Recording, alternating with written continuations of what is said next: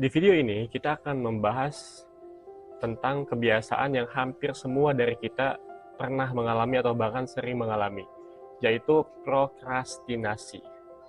Apa sebenarnya prokrastinasi itu? Dan mengapa kita melakukannya? Dan yang paling penting, bagaimana cara kita untuk mengatasi itu? Selengkapnya akan kita bahas.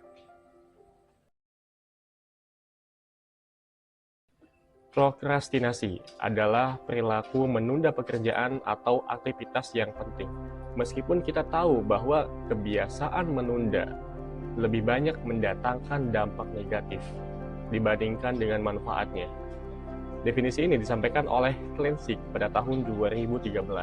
Dia adalah seorang ahli psikologi yang banyak meneliti fenomena ini.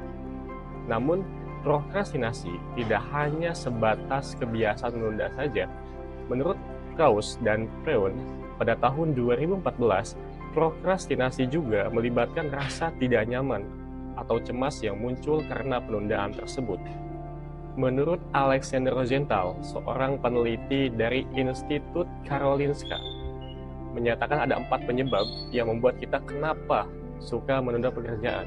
Yang pertama adalah ekspektasi. Seringkali kita takut kalau hasilnya tidak sesuai dengan harapan. Apalagi kalau kita punya standar yang sangat tinggi. Perfeksionisme ini seringkali malah membuat kita cemas dan akhirnya kita memilih untuk tidak memulai sama sekali. Yang kedua yaitu nilai. Ketika kita merasa tugas yang akan kita kerjakan itu tidak penting atau kurang nilainya, dari situ rasa malas pun muncul. Yang ketiga yaitu waktu. Setiap orang itu punya waktu produktifnya masing-masing. Ketika kita dipaksa bekerja di luar waktu produktif, pekerjaan terasa lebih berat dan akhirnya kita memilih untuk menunda. Yang keempat yaitu impulsivitas. Gangguan kecil seperti suara abang bakso lewat, notifikasi sosial media, atau keinginan mendadak untuk belanja online seringkali mengalihkan perhatian kita dari tugas utama. Akibatnya, tugas pun terlupakan. Prokrastinasi sering banget kita anggap sepele, padahal dampaknya tuh serius banget. Waktu terbuang sia-sia, pekerjaan yang dikerjakan secara tergesa-gesa, menghasilkan sesuatu yang kurang maksimal.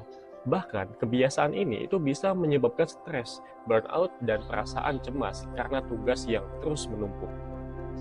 Prokrastinasi memang sulit banget kita hindari, tapi dengan melakukan langkah-langkah ini, kita bisa mengatasinya.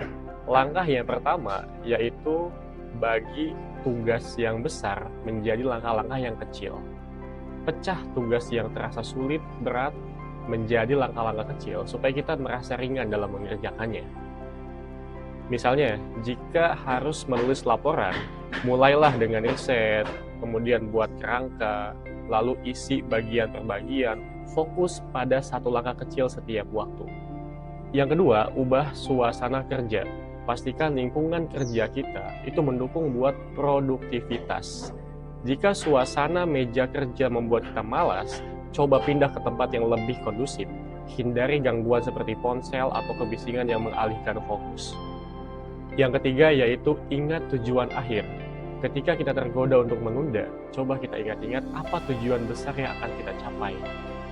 Menyelesaikan langkah kecil hari ini adalah bagian penting dari mencapai impian besar di masa depan. Yang keempat, hilangkan perfeksionisme. Jangan menunggu sempurna untuk memulai. Ingat, pekerjaan yang selesai lebih baik daripada pekerjaan yang tertunda karena mengejar kesempurnaan. Yang kelima, tetapkan target harian dan gunakan pengingat. Buat target sederhana setiap hari. Lalu, gunakan pengingat untuk menentukan prioritas. Dengan langkah ini, tugas akan terasa lebih terorganisir dan kita terhindar dari penundaan. Prokrastinasi adalah kebiasaan yang sulit banget kita hindari, tapi bukan berarti nggak bisa kita atasi.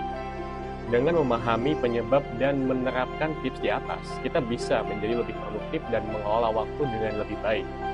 Jadi, mulai sekarang, lawan prokrastinasi dan buat waktu kita lebih bermakna.